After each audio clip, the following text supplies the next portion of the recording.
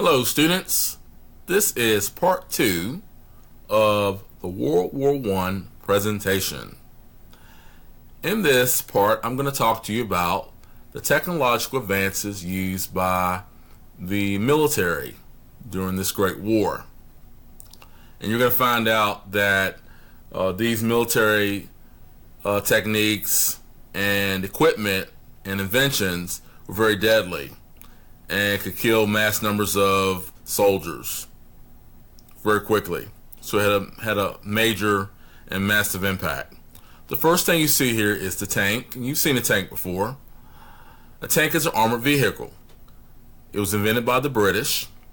This is called a Sherman tank, named after General Sherman, who was a general in the war. And the tank had a lot of advantages and disadvantages. The advantage of the tank was that it made trench warfare obsolete. Obsolete means useless, pointless. So the tank would run men out of the trenches, and it could run through barbed wire and crush through anything that was in its way. And it was a good shield from artillery fire.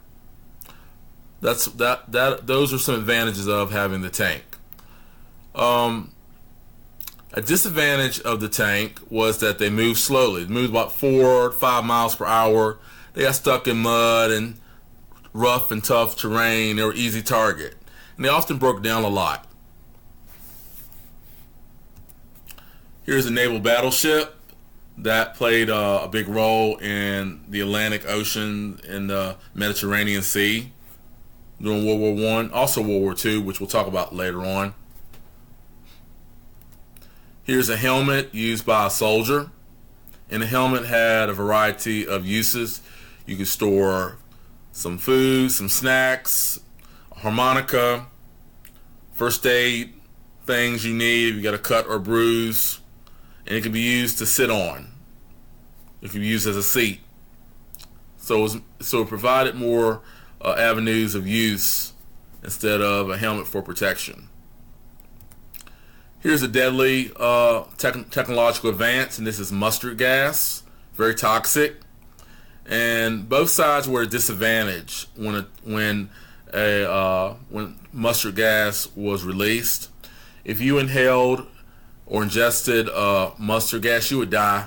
Your lungs would deteriorate, and you would just smother to death. So it's very deadly. And when the wind blowed, it was worse.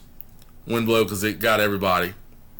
So the Germans used mustard gas to fight off their enemy.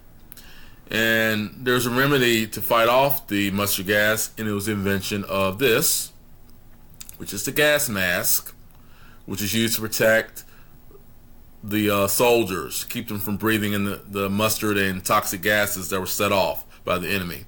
And the gas mask was invented and patented by African-American inventor Garrett A. Morgan in the United States.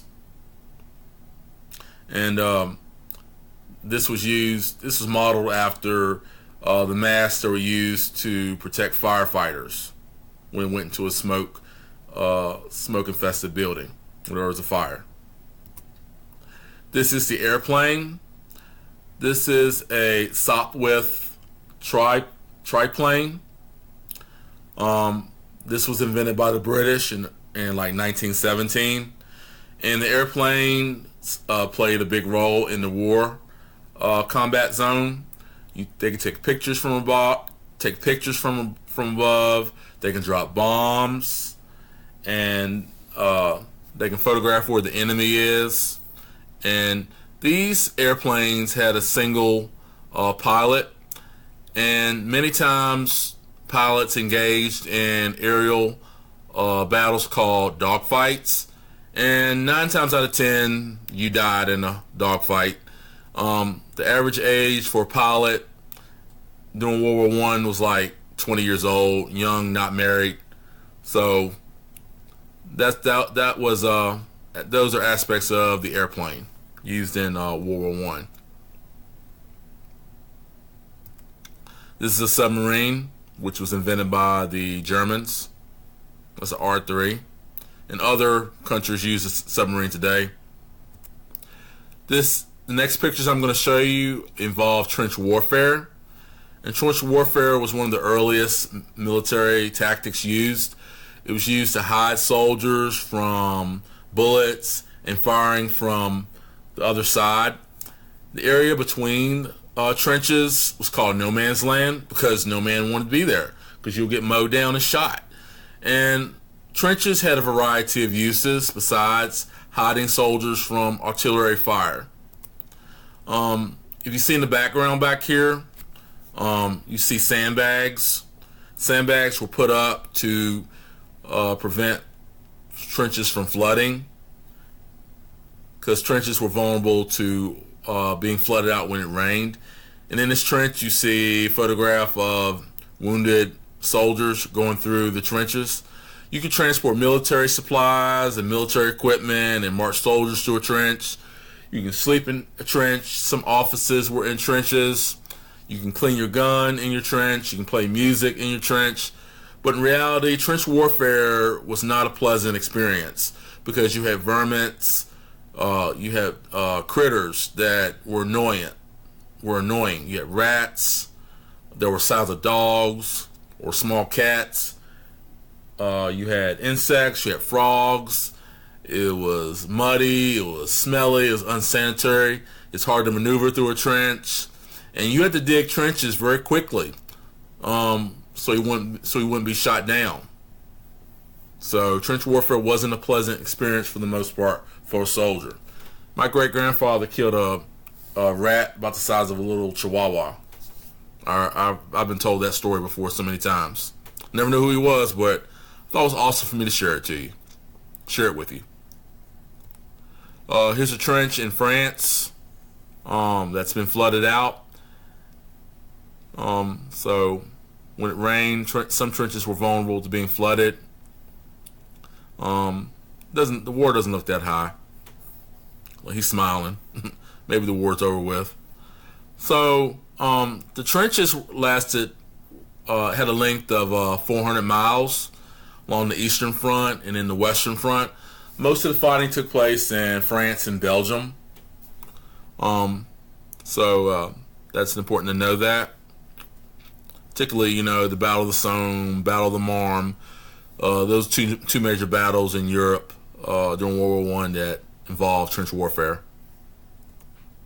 Ooh, look at this one. This is a trench made with cobblestone. Looks like it has a drainage system there. That's very unique. I don't know where that is, but that's a unique trench. Not all trenches were equal. Here's another trench with soldiers in it.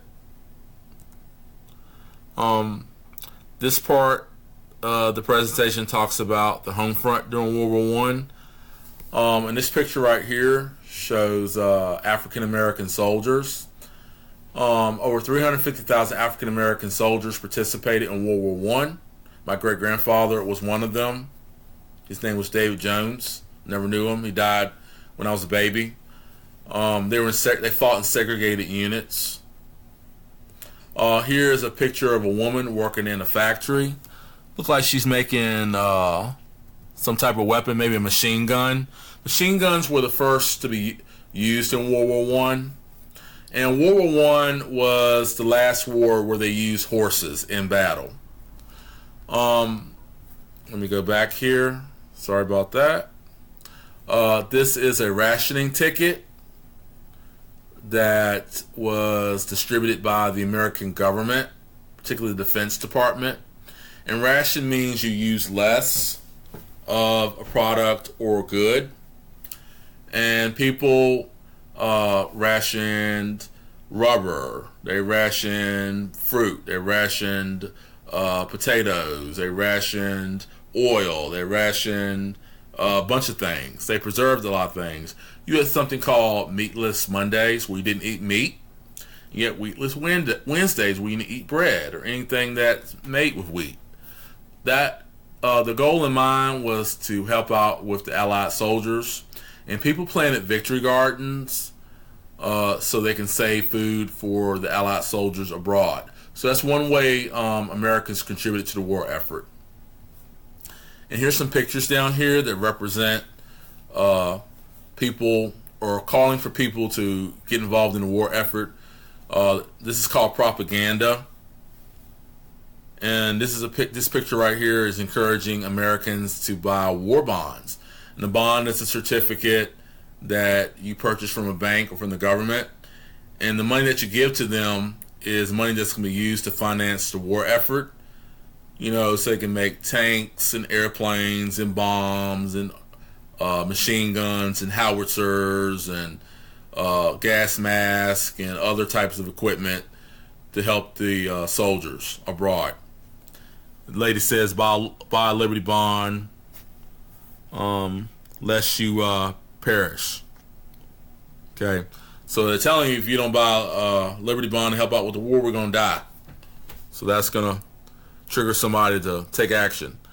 This picture right here says, I want you for the U.S. Army, the nearest recruiting station. So Uncle Sam is telling you to sign on up, boys. Sign on up and become a doughboy. Because around World War I, when it started, our military wasn't as strong because we were neutral at first. And I think 300,000 people were in the military at that time. So what the Congress did was that they passed a law called the Selective Service Act. And the law said that if you're 21 to 31 years old, you have to sign up for the draft. In case your number gets called, you have to report for military duty. And people sang a song during this time, over there, the Yanks are coming. I sound terrible when I sing, but that was the sentiment at that time. That was the attitude at that time, to be patriotic and to fight abroad, to push back the Germans and Austro-Hungarians and the people in Bulgaria, the evil Central Powers. And this picture right here is a picture of nurses, the Red Cross, which was established by Claire Barton during the Civil War to help wounded soldiers in battle. So that's a little bit about the home front. And this page right here, I'm going to talk about that later. That talks about the United States leadership as the war ended. So I'm going to stop it here and let me go back here a little bit. Oops, sorry about that. I'm going to go back here and tell you this is where we're going to start with in part 3. This talks about leadership of the United States at the end of World War I, because World War I changed our country forever. So thank you for listening and have a good day. Peace.